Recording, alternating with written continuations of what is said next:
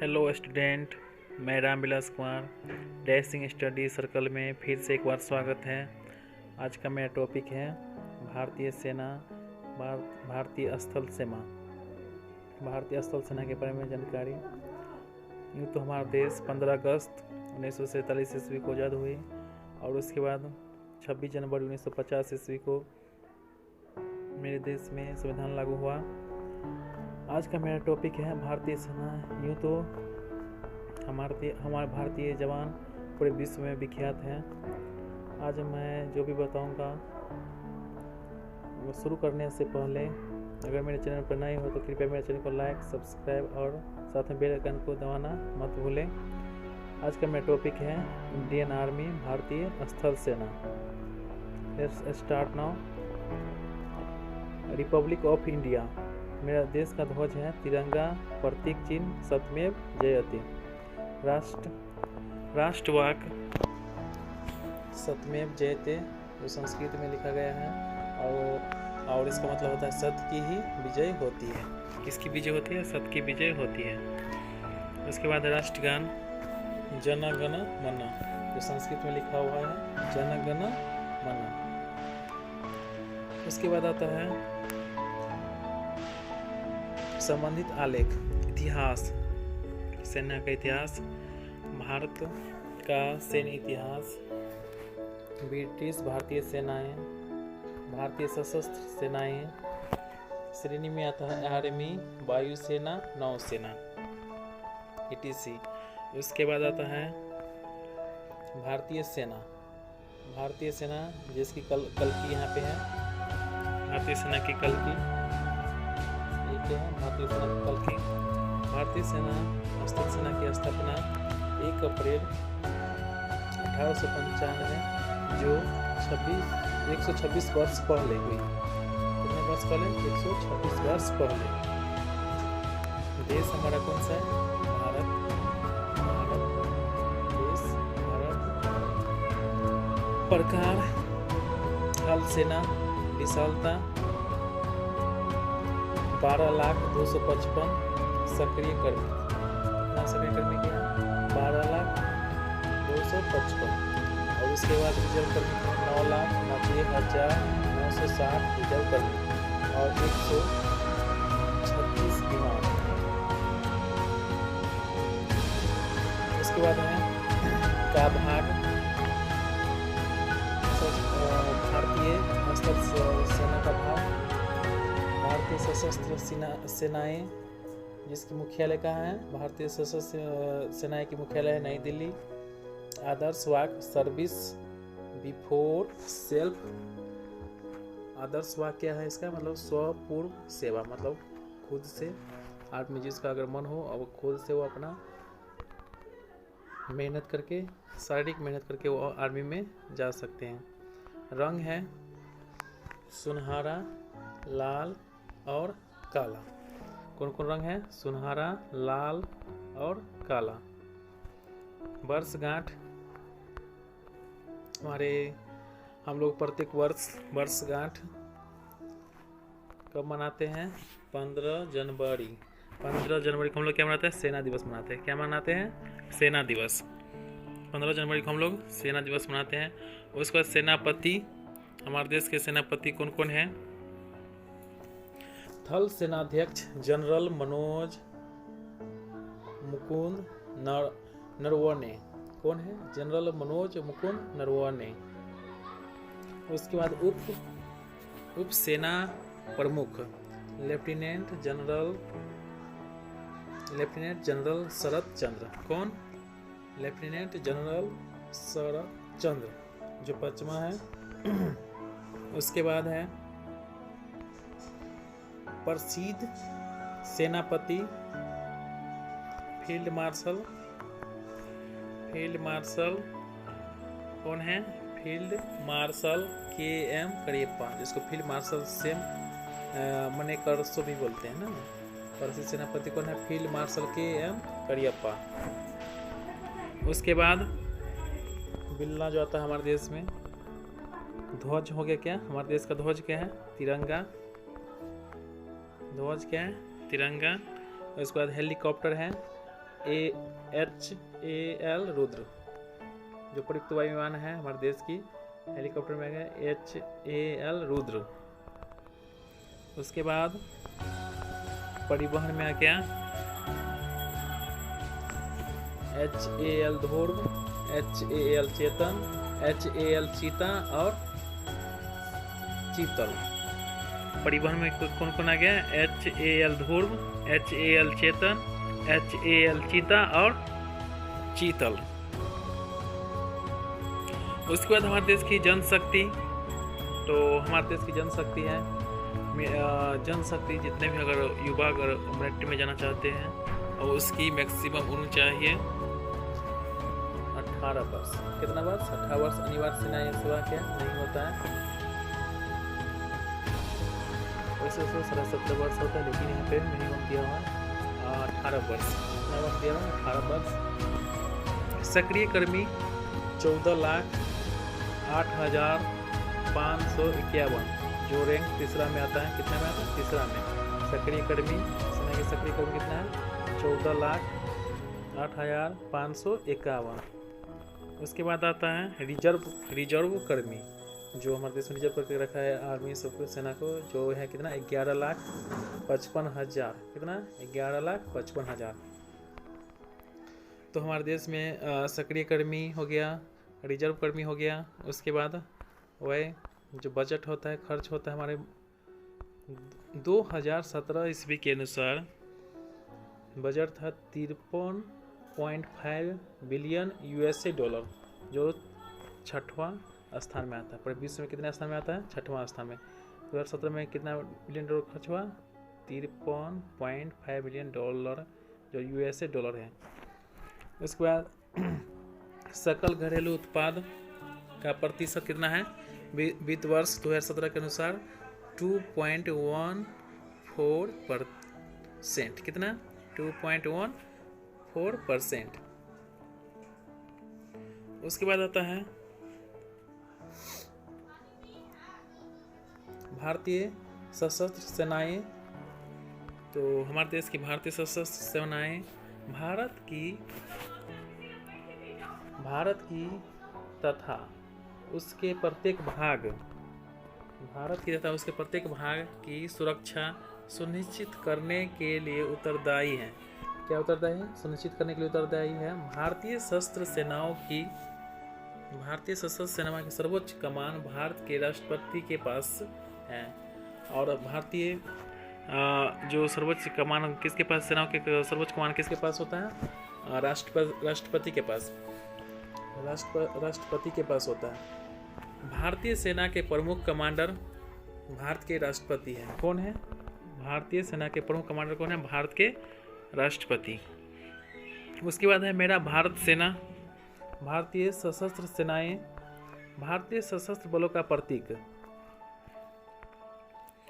उसके बाद सेवा शाखाएं, भारतीय थल सेना हो गया, भारतीय वायुसेना हो गया और भारतीय नौसेना हो गया। इन सभी का मुख्यालय कहाँ है? नई दिल्ली। कहाँ है? नई दिल्ली। उसके बाद नेतृत्व, कमांडर इन चीफ। सेना का कमांडर इन चीफ क्या होता है? राष्ट्रपति प्रथम। रक्षा मंत्री कौन है? राजनाथ सिंह। और उसके बाद चीफ ऑफ स्टाफ कमेटी के अध्यक्ष कौन है? जो चीफ स्टाफ कमेटी भी है। हमारे देश में 40 मैकेनाइज्ड इन्फेंट्री बटालियन है। हमारे देश में कितने बटालियन हैं? 40 मैकेनाइज्ड इन्फेंट्री बटालियन। उसके बाद हो गया लड़ाकू हेलीकॉप्टर की संख्या होती है 20। 52 एयर डिफेंस रेजिमेंट है, 52 एयर डिफेंस रेजिमेंट। उसके बाद होता है पदानुक्रम संरचना।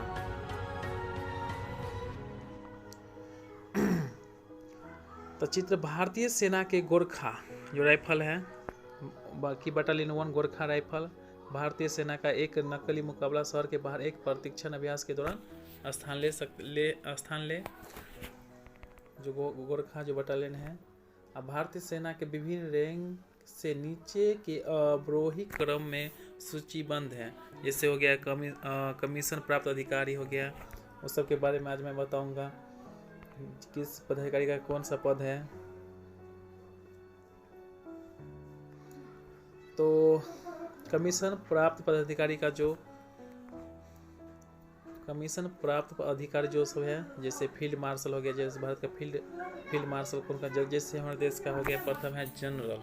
तो जनरल मतलब हो गया यह थल सेना का अध्यक्ष का पद है। किसका पद है? थल सेना का अध्यक्ष का पद है।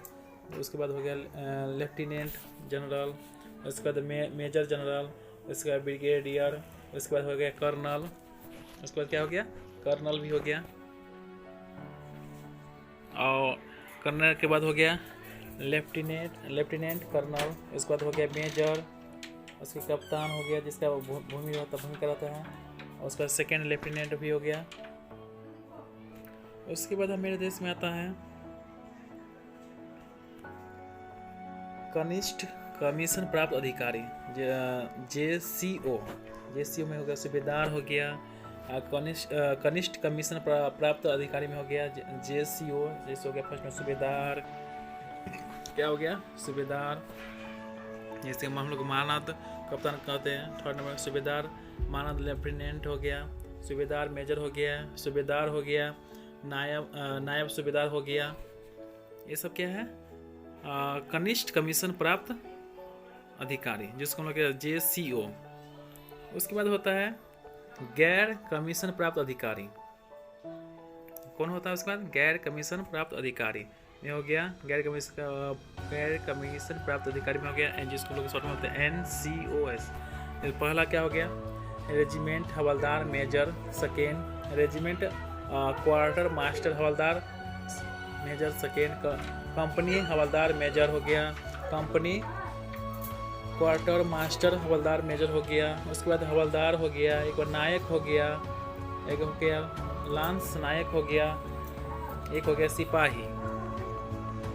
क्या हो गया? एक सिपाही हो गया।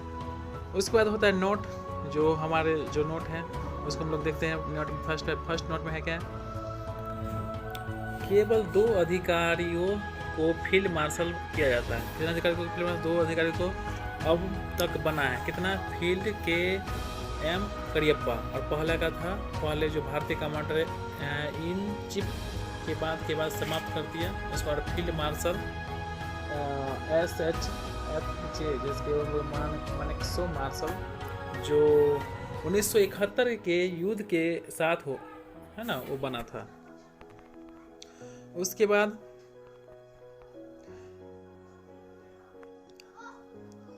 में 1971 के युद्ध पाकिस्तान के साथ हुआ था। उसके बाद जो में सेना के जो दौरान स्थल सेनाध्यक्ष सेकेंड, यह अब बंद कर दिया। और उसके बाद क्या हो गया? जो उसके बाद हो गया क्या? हवलदार का रैंक हो गया। जैसे हवलदार के रैंक में गैर कमीशन्ड अधिकारी, मानद, जूनियर कमीशन अफसर रैंकों के लिए क्या है? एलेबल है। उसके बाद 3 नंबर पे आता है बकाया है जूनियर कमिश्नर अफसर श्रेष्ठा श्रेणी को, और देखते हुए और लेफ्टिनेंट के भुगतान भूमि का एक जूनियर कमीशन अफसर का होना जरूरी होता है। क्या होना जरूरी रहता है? जूनियर कमीशन का भुगतान होना जरूरी रहता है। उसके बाद भारतीय सेना की शाखाएं रक्षा प्रमुख क्या होता है? रक्षा प्रमुख भारत का होता है। भारतीय थल सेना हो गया, भारतीय वायु सेना हो गया, भारतीय जल सेना हो गया, नाभिकीय कमान प्राधिकरण, भारत देश के न्यूक्लियर कमांडेड अथॉरिटी जिसको हम लोग बोलते हैं। उसके बाद आंकड़े हो गया। तो एक परीक्षण मिशन के दौरान भारतीय सेना की 4 राजपूत इन्फेंट्री बटालियन से सैनिकों की, जैसे हम लोग लेंगे एक त्वरित सेना प्लान्स इन्फेंट्री प्रभागों, जैसे 18 इन्फेंट्री प्रभागों, 10 माउंटेन प्रभागों, 3 आर्म्ड प्रभागों, 2 आर्टिलरी प्रभागों, और उसके बाद 13 एयर डिफेंस, उसके बाद प्लस ब्रिगेडियर 2 भूतल एयर मिसाइल समूह भी हो गया। उसके बाद होता है 5 स्वतंत्र पाँच स्वतंत्र बख्तरबंद ब्रिगेड। उसके बाद हो गया 15 स्वतंत्र आर्टिलरी ब्रिगेड। उसके बाद 7 स्वतंत्र इन्फेंट्री ब्रिगेड। उसके बाद 1 पैराशूट ब्रिगेड। उसके बाद 4 अभियंता ब्रिगेड। उसके बाद होता है 14 सेना उड्डयन हेलीकॉप्टर इकाइयों। उसके बाद उप इकाई में हम लोग देखेंगे उप इकाई में क्या क्या आता है, जैसे 63 टैंक रेजिमेंट हो गया, 7 एयरबोर्न बटालियन हो गया, 200 आर्टिलरी रेजिमेंट हो गया, 360 infantry battalion plus 5 para battalion हो गया, जिसको लोग SF बोलते हैं।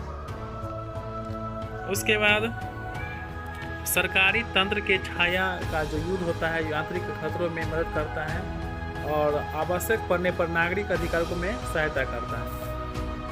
उसके बाद हो गया मेरा देवीय आपदा, जैसे भूकंप हो गया, बाढ़ हो गया, समुद्री तूफान हो गया, आग लगने से जो होता है विस्फोट आदि के अवसर पर नागरिक प्रशासन की मदद करना ही ये सब क्या है जरूरी रहता है। जो कौन करता है, इंडियन आर्मी की तरफ से भी होता है। उसके बाद नागरिक प्रशासन के पंगु होने पर भी उसकी सहायता करना होता है। और उसके बाद हम लोग का इतिहास हम लोग जाएंगे थोड़ा सा कि हमारे सेना का इतिहास क्या रहा। स्वतंत्रता प्राप्ति के बाद, मतलब स्वतंत्रता मिलने के बाद ब्रिटिश भारतीय सेना को नए राष्ट्र भारत और इस्लामिक राज्य पाकिस्तान की सेवा करने के लिए 2 भागों में बांट दिया गया। अधिकतर इकाइयों को भारत के पास रखा गया। 4 गोरखा सैन्य दलों को ब्रिटिश सेना में स्थानांतरित किया गया, जबकि शेष को भारत के लिए भेजा गया। उसके बाद आता है जैसा कि ज्ञात होता है, जैसे कि ज्ञात है, भारतीय सेना में ब्रिटिश भारतीय सेना से व्युत्पन्न हुई है। जो इसकी संरचना है, वर्दी और परंपराओं को भी अनिवार्य रूप से विरासत में ब्रिटिश से लिया गया है। और जो वर्दी होता है, जो ये सब क्या है, ब्रिटिश से मतलब लिया गया है। उसके बाद होता है संयुक्त राष्ट्र शांति सेना में योगदान।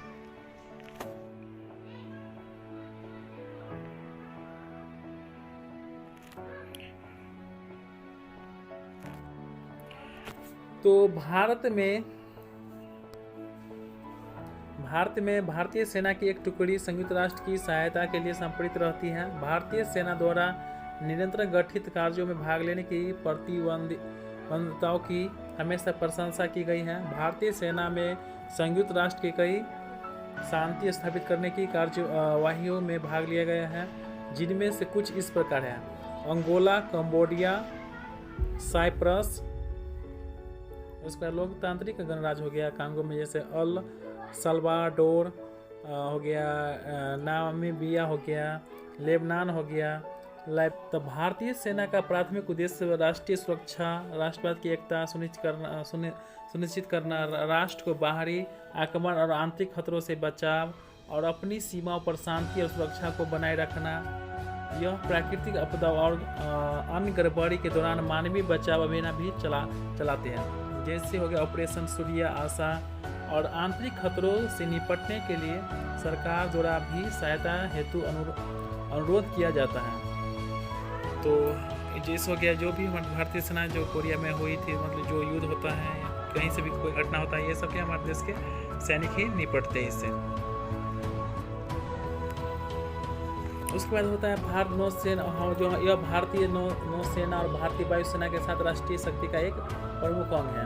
सेना अब तक पड़ोसी देश इस्लामी पाकिस्तान के साथ 4 युद्धों तथा चीन के साथ 1 युद्ध लड़ चुकी है। हमारी जो भारतीय सेना जो है और पाकिस्तान के साथ 4 युद्ध लड़ चुकी है और चीन के साथ 1।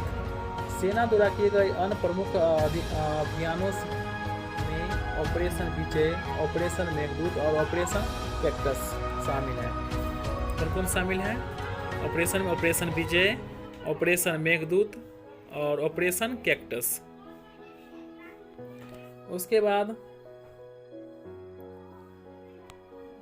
संघर्ष के अलावा सेना में शांति के समय कई बड़े अभियानों और जैसे हो गए ऑपरेशन ब्रास स्टेक्स का और युद्ध अभ्यास शूरवीर का संचालन किया है। सेना में कई देशों में संयुक्त राष्ट्र में शामिल है, मिशनों में एक सक्रिय प्रतिभागी भी है।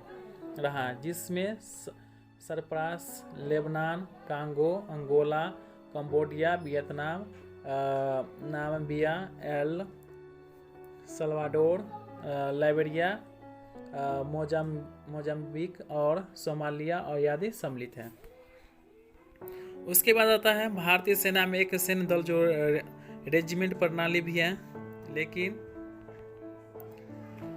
लेकिन यह बुनियादी श्रेष्ठ गठन विभाजन के साथ संचालन और भौगोलिक रूप से 7 कमान में विभाजित है, और यह स्वयं से भी बल है, और इसमें देश के सक्रिय सुरक्षाकर्मियों को 80% से अधिक हिस्सा है। कितना परसेंट से अधिक हिस्सा है? 80% से अधिक हिस्सा है। उसके बाद है यह 12,255 जो सक्रिय सैनिक है और 9,90,000 जो आरक्षित सैनिक है, उसके साथ दुनिया की सबसे बड़ी अस्थायी सेना है, जो सेना ने हमारे देश में एक अहम भूमिका निभाई है। उसके बाद है भारतीय थल सेना। सेना की भूमि आधारित दल की शाखा है, और यह भारतीय सशस्त्र बल का सबसे बड़ा अंग है। भारत का राष्ट्रपति थल सेना का प्रधान सेनापति होता है। कौन होता है? भारत का थल सेना का प्रधान राष्ट्रपति होता है, और इसकी कमान भारतीय थल सेनाध्यक्ष के हाथों में होती है, जो कि 4 सितारा जनरल होता है, स्टार के अधिकारी भी होते हैं। 5 सितारा रैंक के साथ फील्ड मार्शल की रैंक भारतीय सेना में श्रेष्ठतम स्थान की औपचारिक स्थिति है। आज तक मात्र 2 अधिकारी को इसमें सम्मानित किया गया है। भारतीय सेना में कैसे शामिल हो? सैनिक समान ड्यूटी हो गया। क्या हो गया? पहला क्या हो गया? सैनिक समान ड्यूटी। उसके बाद हो गया पहला क्या हो गया? सैनिक समान ड्यूटी। सैनिक व्यापारी, NDA परीक्षा के माध्यम से तकनीकी प्रवेश योजना, सैनिक प्रवेश योजना। और हम लोग भारतीय सेना में कैसे शामिल हो गए उसके बारे में कुछ जानकारी है। उसके बाद उद्देश्य में क्या है?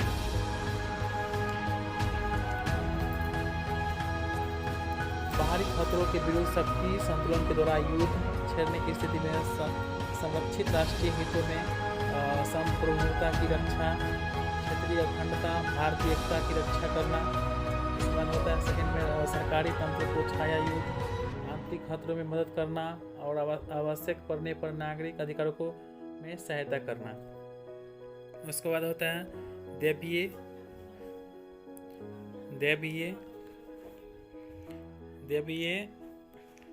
आपदा, जैसे हो गया, जैसे भूकंप हो गया। क्या हो गया? भूकंप हो गया। दैवीय आपदा में क्या हो गया? दैवीय आपदा में जैसे हो गया भूकंप, बाढ़ और तूफान, समुद्री आग, ये सबको हमारे सेना की तरफ से कुछ सहायता मिलती है। तो आज का मेरा टॉपिक बस इतना ही था, अपने देश के बारे, अपने सैनिक के बारे में जानकारी देना। अच्छा लगे तो मेरे वीडियो को लाइक, शेयर और साथ में बेल आइकन को दबाना मत भूलिएगा। नेक्स्ट वीडियो के लिए देखने के लिए आप कृपया मेरे चैनल को लाइक, सब्सक्राइब करना मत भूलिएगा। ओके, धन्यवाद। जय हिंद।